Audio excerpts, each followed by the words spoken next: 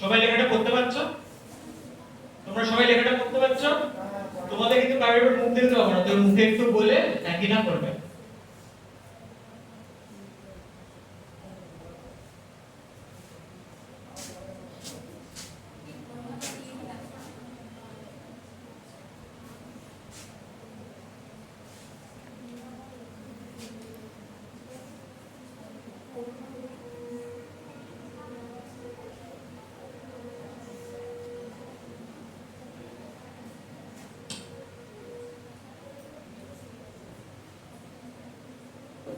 তোমাদের সকলকে আপনার একটা প্রেজেন্টেশন দেখানো হবে। প্রেজেন্টেশনটা ভেক্টর সায়েন্স ল্যাবের মেম্বার আমি মৈনাক মণ্ডল তৈরি করেছি। তোমাদের সবার কাছে একটা প্রশ্ন আছে, গাছ লাগানো উচিত কি উচিত নয়? সবাই জোরে বলবে আমাকে, উচিত কি উচিত নয়? উচিত তো। কিন্তু এই গাছ লাগানো নিয়েও এখন অনেক জায়গায় অনেক এমন কিছু হয় যেটা তোমরা জানো না, এবং শুনলে তোমরা হয়তো, লোকেরা যখন বলে যে এখানে ডোনেট করুন, ওখানে ডোনেট করুন, আমরা এত গাছ লাগাবো অত গাছ লাগাবো, সেখানে একটা পয়সাও দিতে ট্রিজ ট্রিজ ট্রিজ। আমরা সকলেই জানি গাছ কিন্তু আমাদের কাছে খুবই কার্যকরী এবং সকলেরই গাছ লাগানো উচিত। Trees are great, they keep us alive, provide food, shelter and fruit. আমাদেরকে গাছে ফল দেয়, ফুল দেয়, থাকার জায়গা দেয়, কাঠ দেয়, গাছে আমাদেরকে অনেক কিছু দেয়। গাছ নিয়ে কিন্তু আমরা অনেক কাজ করে থাকি এবং গাছ আমাদের কাছে সবথেকে গুরুত্বপূর্ণ জিনিসের মধ্যে থেকে একটা। আচ্ছা, পেছনের লোকেরা কি দেখতে পাচ্ছে না মাঝখানে আমি চলে আসছি? দেখা যাচ্ছে তো? ঠিক আছে, নেক্সট লাইড। হাওয়ার কোয়ালিটি খারাপ, গাছ লাগিয়ে দাও। বৃষ্টিপাত হচ্ছে না, গাছ লাগিয়ে দাও। ক্লাইমেট বদলে যাচ্ছে, বনভূমি আরো বেড়ে যাচ্ছে, যেখানে বরফ পড়ছিল সেখানে সব গলে যাচ্ছে, গাছ লাগিয়ে দাও। কিন্তু গাছ লাগালে কি সবকিছু ঠিক হয়ে যাবে? সবকিছু কিন্তু ঠিক হয় না।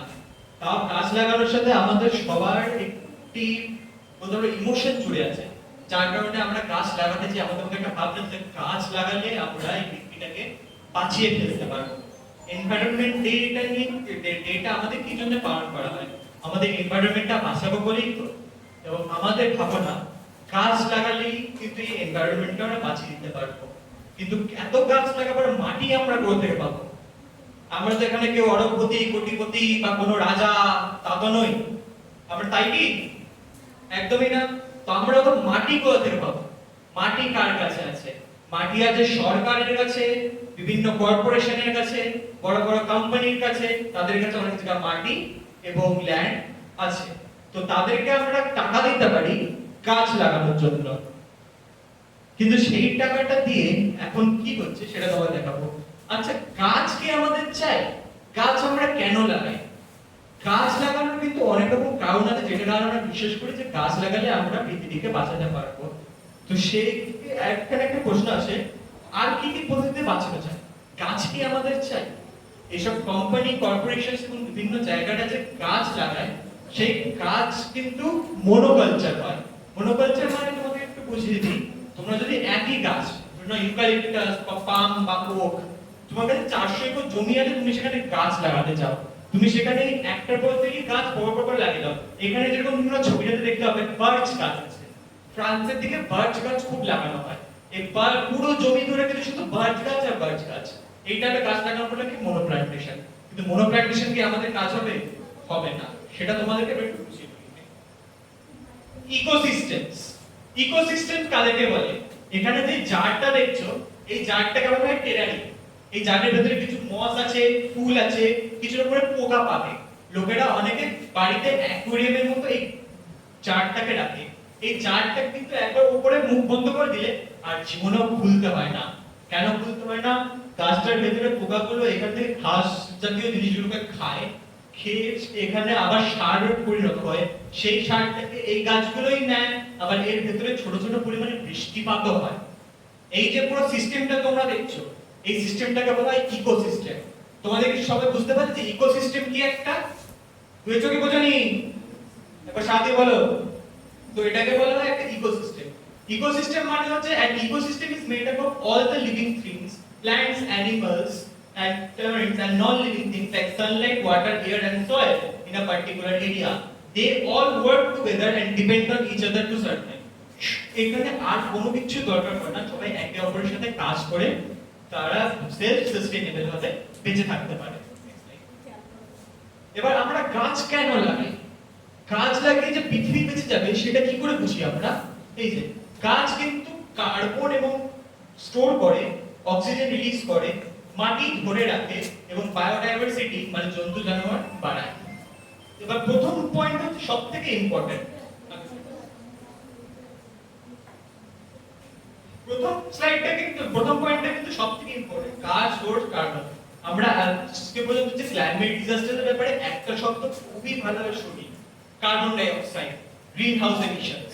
এই শব্দগুলো আমরা খুব শুনি তো, এই শব্দগুলো কেন? এই শব্দগুলোর মানে হচ্ছে আমাদের যে অ্যাটমসফিয়ার আছে তাতে যে কার্বনের পরিমাণটা, সেই কার্বনের পরিমাণটা বেড়ে যায়। কার্বনের পরিমাণটা কিভাবে বাড়ে? আমরা গাড়ি ইউজ করি, আমরা তেল ইউজ করি, আমরা কয়লা ইউজ করি, সেইগুলো যখন জ্বালানো হয় সেগুলোতে কার্বনের পরিমাণটা বেড়ে যায়।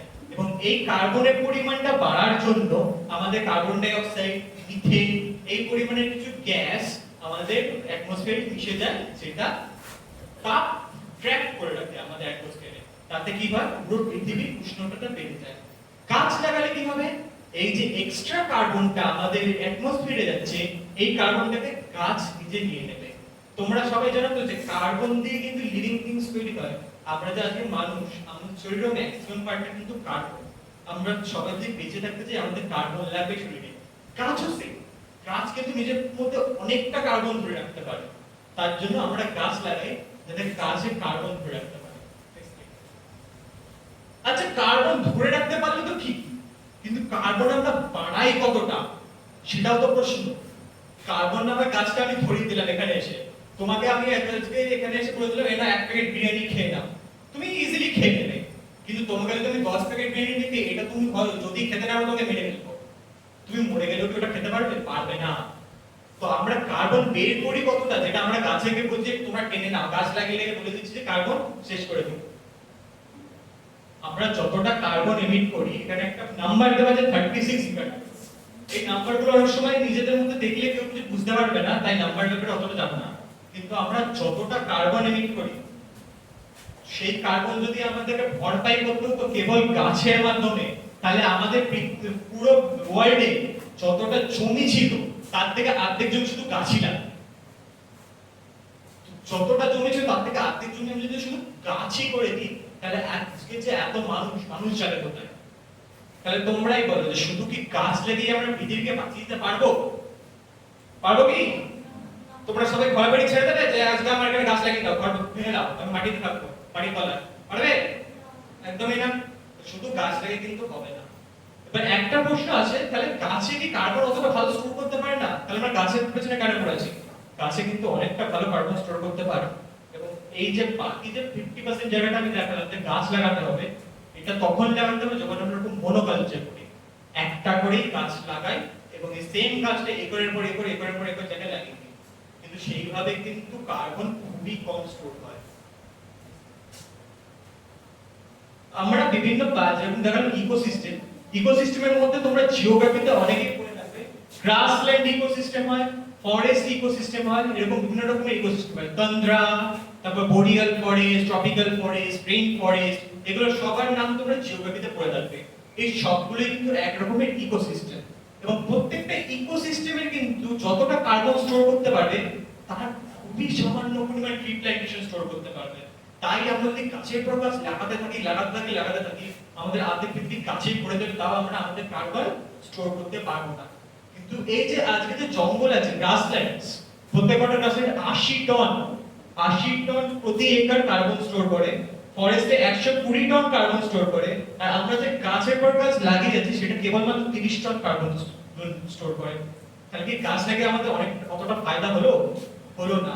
কিন্তু আমি আজকে 1 একর জঙ্গল কেটে দিলাম, 1 একর জঙ্গল কেটে আমি বাড়ি বানিয়ে দিলাম, এবার বললাম ওই যে অতগুলো গাছ কাটলাম, অতগুলো গাছে আমি অন্য জায়গায় এখানে মরুভূমি পড়ে আছে লাগিয়ে দেবো গাছ।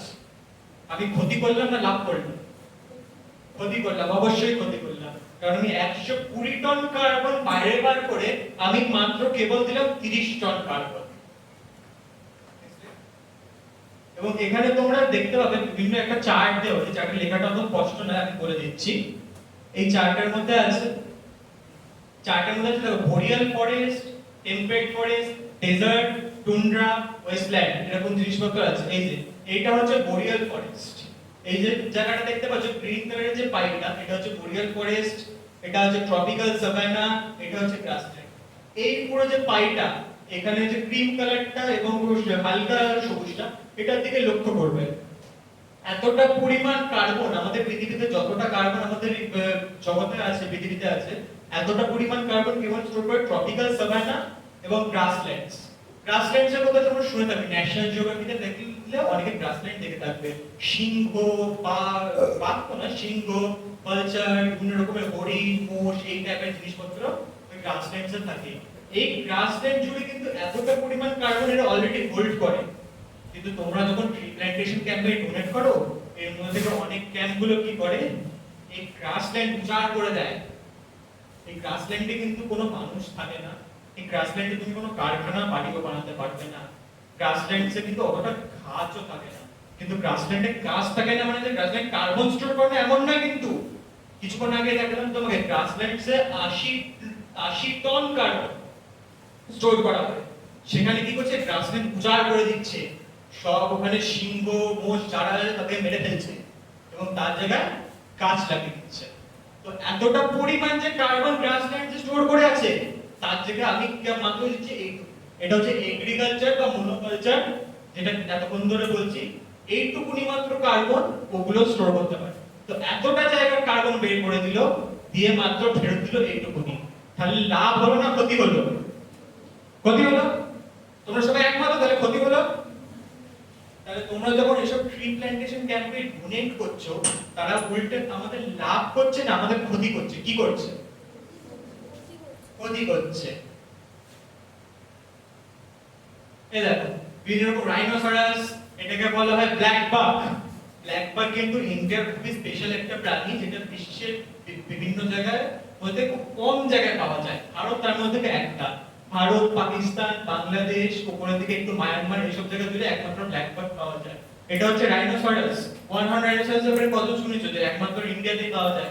রয়্যাল বেঙ্গল টাইগার একমাত্র ইন্ডিয়াতেই পাওয়া যায়। ওটা হচ্ছে ইন্ডিয়ান ভালচার, এটাও একমাত্র ইন্ডিয়াতে পাওয়া যায়। এগুলো সবাই থেকে কিন্তু হয় এই সাভানা, তাহলে গ্রাসল্যান্ড টাইপের জায়গা, যেখানে খুব বেশি গাছ থাকে না, কিন্তু অনেক ঘাস আছে, সুন্দরবনের মতো জায়গা আছে, ওরকম জায়গাতে থাকে। এদের জমিগুলোকে নষ্ট করে, এদেরকে মেরে, সেখানে আমরা গাছের পর গাছ লাগিয়ে দিচ্ছি এবং বলছি এতে নাকি পৃথিবীর ভালো হচ্ছে। তাহলে এরা যাবে কোথায়? এবং সেটা শুধু বড় কথা নয়, আমরা গাছ লাগিয়ে তো দিচ্ছি, কিন্তু সেই গাছগুলোর হচ্ছেটা কি? একটি এনভায়রনমেন্টালিস্ট একটা স্টাডিতে দেখিয়েছে যে আমরা 2017 সালে 100 থেকে 300 কোটি এরকম কিছু নাম্বার ছিল, ওই নাম্বারের কাছাকাছি গাছ আমরা একদিনে লাগিয়ে দিয়েছিলাম। তখনকার দিনে এটা গিনেস বুক অফ ওয়ার্ল্ড রেকর্ডের রেকর্ড ছিল যে ইন্ডিয়া প্রাইম মিনিস্টারের উদ্যোগে ওয়ার্ল্ড এনভায়রনমেন্ট ডেতে এত গাছ লাগিয়ে দেওয়া হচ্ছে, যত জমি ছিল সবেতে গাছ লাগিয়ে দেওয়া হচ্ছে। সেই গাছের মাত্র 2% বেঁচেছে। আমরা গাছ লাগিয়ে তো দিলাম, কিন্তু প্রতি 100টার মধ্যে মাত্র 2টো গাছ বাঁচাতে পারলাম। এটার কারণটা কি? গাছ বাঁচানো কিন্তু খুবই টাকার বিষয়। গাছের জন্য ভালো করে সার দিতে হয়, গাছের দেখরেখ করতে হয়, গাছের যাতে ইনফেকশন না হয়ে যায় সেটা দেখতে হয়। সেগুলো কিন্তু আমরা দেখি না। আমরা উদ্যোগে পড়ে গাছ লাগিয়ে দিলাম, কিন্তু সেই গাছ আমরা বাঁচতে ভুলে গেলাম। এবং এই গাছ লাগানোর পরে কি হলো, বিভিন্ন কর্পোরেশন একটা যুক্তি দেখাতে পেরে গেল যে আমরা এত গাছ কেটেছি তো কি হয়েছে, এতে তো দুগুণ গাছ লাগিয়ে দিয়েছি। কিন্তু অ্যাকচুয়ালি কি দুগুণ হলো? আমরা 100 কোটি গাছ লাগিয়েছিলাম, তার মধ্যে মাত্র 2 কোটি। ওটার নাম দেখিয়ে ওরা কেটে ফেললো 300 কোটি গাছ। লাভটা কি হলো? লাভটা কিন্তু হলো না। এদিকে আমরাই এত ডোনেশন দিলাম এই গাছগুলোকে লাগানোর জন্য। তাহলে শেষমেশ শিখলে কি? গাছ লাগানোর থেকে বড় কথা, যে গাছ অলরেডি আছে বিভিন্ন জায়গায়, সেটা ঘাসই হোক না কেন, গ্রাসল্যান্ডের ঘাসই হোক না কেন, বোরিয়াল ফরেস্টের গাছই হোক না কেন, রেইন ফরেস্টই হোক না কেন, বিভিন্ন জায়গায় যতগুলো গাছ আছে সেই গাছগুলোকে আমাদেরকে বাঁচাতে হবে। গাছ লাগালেই হবে না, গাছগুলোকে বাঁচাতে হবে। কিন্তু আমরা কি করছি আজকাল তা করছি। আমরা গাছকে বাঁচতে দিচ্ছি? গাছ লাগানোর পেছনে সবাই পড়েছে, কিন্তু গাছ কি কেউ বাঁচাচ্ছে? বাঁচাচ্ছে না। What's replacing Delhi's pear tree? দিল্লিতে 20 কোটির কাছাকাছি গাছ কাটা হয়েছিল মেতে। তার জায়গায় দিল্লি গভর্নমেন্ট কি লাগালো? একটা নন নেটিভ স্পিসিস। ইন্ডিয়াতে পাওয়া যায় না এমন গাছকে বলা হয় নন নেটিভ স্পিসিস। আজকে তুমি বাড়িতে থাকো, তোমার বাড়িতে যদি আমি আজকে একটা শিম্পাঞ্জি এনে বলি এর সাথে তুমি থাকবে, তুমি কি থাকতে পারবে শিম্পাঞ্জিটার সাথে? থাকতে পারবে কি? বলে এটা বলে দেয় তোমার ভাই আছে, শিম্পাঞ্জি তোমার ভাই না, শিম্পাঞ্জি চাইলে তোমার খাবার করতে পারবে? পারবে না তো। শিম্পাঞ্জিটা কি করবে? তোমাকে খাবার এনে তোমাকে খাবার নিয়ে দেবে, তোমাকে মেরে ফেলবে। এই জিনিসটা একটু ওড়াবো। যদি নন নেটিভ স্পিসিস কোথাও লাগানো হয় সেটা কিন্তু কোনো লাভ করে না, উল্টে ক্ষতি করে। আমাদের যে আম গাছ, আমাদের যে নিম গাছ, এইসব গাছগুলোকে কিন্তু এই নন নেটিভ স্পিসিস মেরে ফেলছে। কিন্তু যেহেতু এই নন নেটিভ স্পিসিস গুলো লাগাতে খরচা কম পড়ে, আমাদের গভর্নমেন্ট তাই লাগিয়ে দিচ্ছে।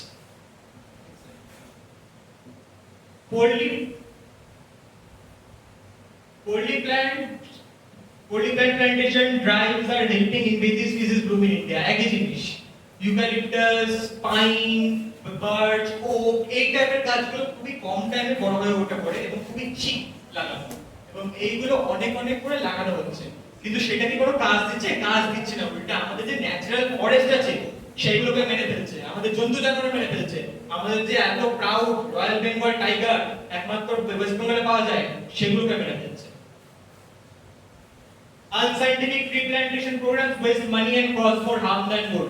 Unscientific বিভিন্ন আইআইটি, এনআইটি এবং যারা এনভায়রনমেন্টালিস্ট আছে এখানে রিসার্চার্স এবং সায়েন্টিস্ট চিল্লে চিল্লে বলে আছে এই সব গাছ লাগিও না, বার্চ লাগিও না, ওক লাগিও না। বার্চ হয় ফ্রান্সে, ওক হয় আমেরিকাতে, আমাদের ইন্ডিয়াতে এগুলোর কোনো কাজ নেই, আমাদের জঙ্গল উল্টে ধ্বংস হয়ে যাবে।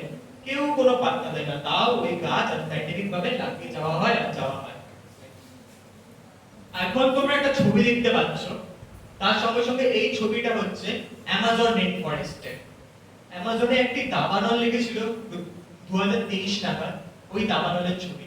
এই দাবানল রক্ষা করতে যতজন যাওয়ার কথা ছিল ততজন কিন্তু যেয়ে উঠতে পারেনি। আবার অনেকজনকে ওখানে যে ইলিগাল ট্রি মাফিয়া ছিল তারা যেতেও দেয়নি চারকোল হান্টিং এর জন্য। এই যে গাছগুলো দেখছো, এই গাছগুলো ঝরে যাওয়ার পরে চারকোলের সৃষ্টি করে। এখানে যে ছোট ছোট সরু সরু কালো স্তম্ভগুলো দেখতে পাচ্ছ, এটা পুরোটাই হচ্ছে তোমরা পেন্সিলের ভেতরে যে চারকোল ইউজ করো ওরকম একটা চারকোল। এটাকেই আবার গুঁড়িয়ে আবার সলিড করে তোমাদেরকে বেচা হবে। এইটা সৃষ্টি করার জন্য যে দাবানল লেগেছিল সেই দাবানল পর্যন্ত লোক যেতে দেওয়া হয়নি, সেই দাবানল আটকানো যেতে পারে একটা ছোট্ট পেন্সিলের জন্য। এবং অ্যামাজনকে বলা হয় লাংস অফ দ্য ওয়ার্ল্ড, আমাদের সবাইকে শ্বাস প্রশ্বাস দেয়, নিঃশ্বাস দেয়। তাহলে তোমরা কি চাও? নিঃশ্বাস নিতে চাও না একটা ছোট পেন্সিল চাও? কোনটা চাও তোমরা? অবশ্যই নিঃশ্বাস নিতে চাও, কিন্তু সেই পেন্সিল বিক্রি করে প্রফিট করার জন্য কিন্তু আমাদেরকে নিঃশ্বাস নেওয়ার অধিকারটা দেওয়া হচ্ছে না, কেড়ে নিচ্ছে। এইগুলো হচ্ছে সেই চারকোলের কারখানা। এখানে দেখতে হবে তোমরা লগস এর পর লগস অনেক রকম গাছ লাগা আছে, সব কিন্তু অ্যামাজন রেনফরেস্ট থেকে কেটে আনা হয়েছে। এখানে যেই লোকগুলোকে তোমরা কাজ করতে হবে তারা সবাই কিন্তু ট্রাইবাল লোক, তাদের মাথায় বন্দুক থেকে কাজ করানো হয় খুবই স্বল্প টাকা দিয়ে। আর এই যে মাটির এগুলো দেখছো, এগুলো সবই ইট ভাটার মতো ভাটা, যেখানে কি চারকোল সৃষ্টি করা হয়। এখানে চাষ হচ্ছে সোয়া। ব্রাজিলে খুব পরিমাণে সোয়া আর কফি চাষ করা হয়, এবং এই সোয়া আর কফি চাষ করা হয় কিন্তু অ্যামাজন রেন ফরেস্ট যেটা আছে সেটাকে ধ্বংস করে।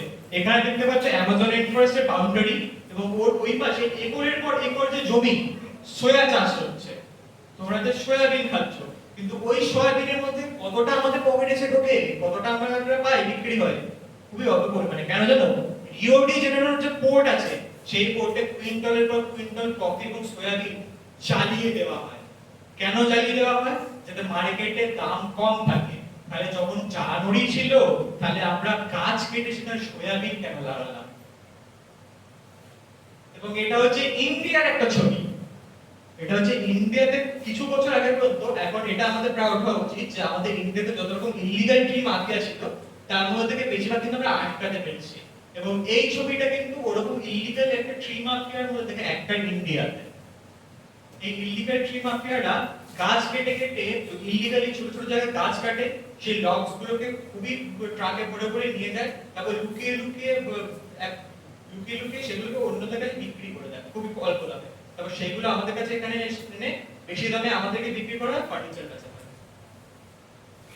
এটা তোমরা দেখতে পাবে, এই জায়গাটার নাম হচ্ছে কাঞ্চাগাছি বাউলি। এই কাঞ্চাগাছি বাউলির যে জায়গাটা দেখতে পাচ্ছ, এই যে শহরটা, এই শহরটা হচ্ছে হায়দ্রাবাদ। এইখানে যে অংশটা দেখতে পাচ্ছ, এটা হচ্ছে হায়দ্রাবাদের যে লোকাল ইউনিভার্সিটি, আইআইটি ইউনিভার্সিটি, ওইটা। আর এই যে এত বড় জায়গাটা দেখতে পাচ্ছ, এটা হচ্ছে একটা রিজন, যেটা মানে কাঞ্চাগাছি বাউলি। কাঞ্চাগাছি বাউলিকে লাংস অফ হায়দ্রাবাদ বলা হয়। যেরকম অ্যামাজনকে লাংস অফ দ্য ওয়ার্ল্ড বলা হয়, সেরকম কাঞ্চাগাছি বাউলিকে লাংস অফ দ্য হায়দ্রাবাদ বলা হয়। কেন? এখানে অনেক পরিমাণে খুবই সুন্দর জঙ্গল আছে। এই জঙ্গলে খুবই পরিমাণে কার্বন টানে, অক্সিজেন দেয়, যেটা হায়দ্রাবাদে এয়ার কোয়ালিটি ভালো আছে। এই বছরে 2025 বছরে হায়দ্রাবাদের সরকার 400 একর ফরেস্ট, কাঞ্চাগাছি বাউলি 400 একর ফরেস্ট একটি কর্পোরেশনকে দিয়ে দেয়, ডেভেলপমেন্ট কর্পোরেশনকে। ওখানে গাছ কেটে বাড়ি বানাবে বলে, টেক পার্ক বানানো হবে, অফিস বানানো হবে, বিভিন্ন রকম হাউজিং কমপ্লেক্স বানানো হবে গাছ কেটে। তো তোমরা যদি নিঃশ্বাসই না নিতে পারো, কোন বাড়িতে থাকবে তোমরা? সেটা তো প্রশ্ন এখানে চলে আসে। কিন্তু সরকার কিন্তু তার কোনো কেয়ার করলো না। কাঞ্চাগাছি বাউলিতে কোনো রকম ভাবে কোনো স্যাংশন না করিয়ে, গভর্নমেন্টের পারমিশন না নিয়ে, কোনো রকম ভোটিং না করিয়ে ওখানে কাজগুলো পুরো জমিটাকে দিতে হলো একটা ডেভেলপমেন্ট কর্পোরেশনকে, যারা ওখানে এন্টার ভাবে গাছ কাটতে চালু করলো অবৈধভাবে।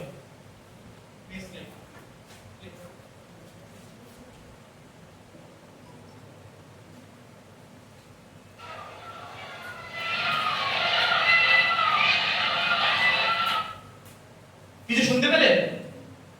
কি শুনতে পেলে? এটা কার ডাক? একবার শোনা।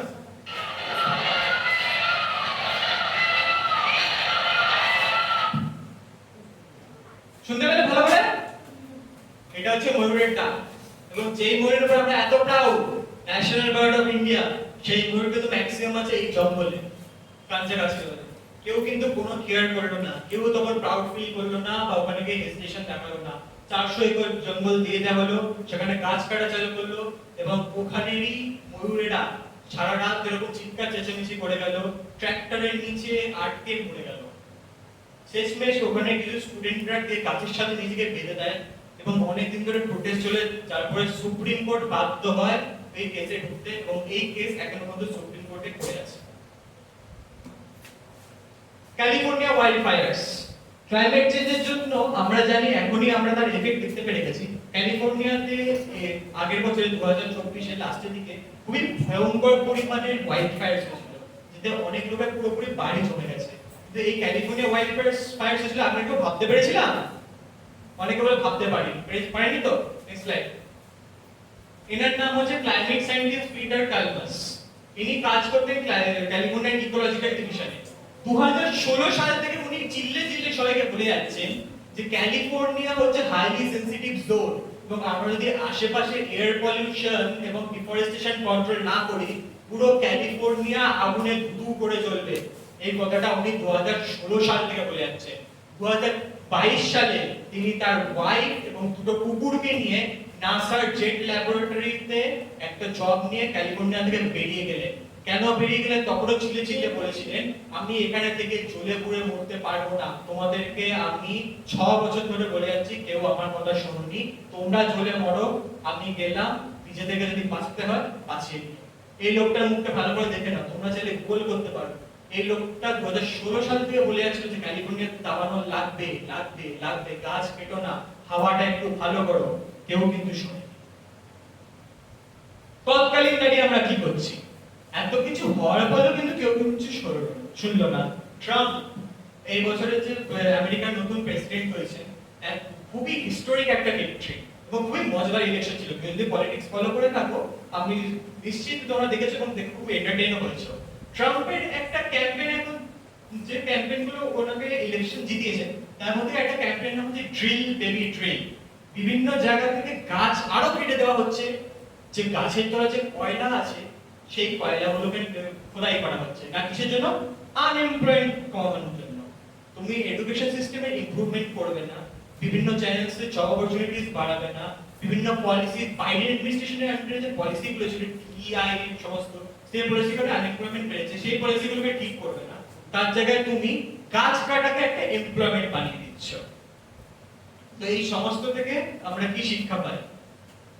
সজাগ হও, সজাগ না হলে কিন্তু আর নিঃশ্বাস নিতে পারবে না। Be aware, don't let them take your breath away. তোমরা যদি সজাগ না হও, তোমাদের নিঃশ্বাস নেওয়ার তোমাদের নিঃশ্বাস নেওয়ার যে কি বলবো, তোমাদের নিঃশ্বাস নেওয়ার যে অধিকার, সেটা কিন্তু তোমাদের কাছ থেকে কেড়ে নেওয়া হবে। এবং সেটার বিরুদ্ধে তোমরা কিভাবে? ও একটা পেন্সিল ও জ্বলন্ত বাড়ি। যদি এখনো সজাগ না হও, ভালো করে পড়ে না দেখো তোমার টাকা দিয়ে কোথায় কিরকম গাছ লাগানো হচ্ছে, এবং তোমার টাকা দিয়েই তোমার ঘরটা বানানোর জন্য কোথায় কিরকম গাছ কাটা হচ্ছে, তোমরা নিঃশ্বাস নিতে পারবে না। তোমাদের বড় যে জন্ম, তোমাদেরই ছেলে মেয়েরা দাবার হলে জোরে পুড়ে শেষ হয়ে যাবে। সজাগ হও।